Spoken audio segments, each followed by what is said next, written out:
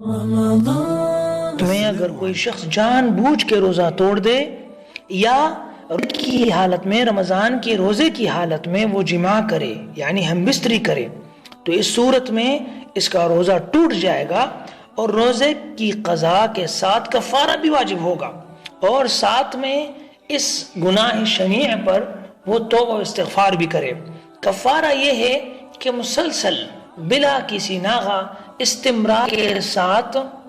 لگاتار 60 دن روزے رکھے، اور اگر ان 60 دن میں ایک بھی دن رہ جائے، ایک بھی روزہ رہ جائے، تو یہ اس کو اثر نو دوبارہ سے رکھنا لازم ہے، دوبارہ سے ابتدا سے نمبر 1 سے دوبارہ شروع کرے گا۔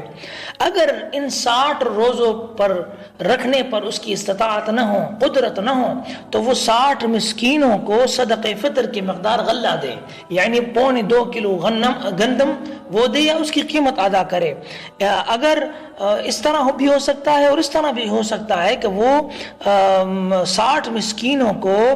صبح و شام کھانا کھلائے، 60 مسکینوں کو صبح و شام کھانا کھلائے، یا ایک مسکین کو 60 دن صبح و شام کھانا کھلائے، تو بھی اس کا کفارہ ادا ہو جائے گا۔ واللہ اعلم۔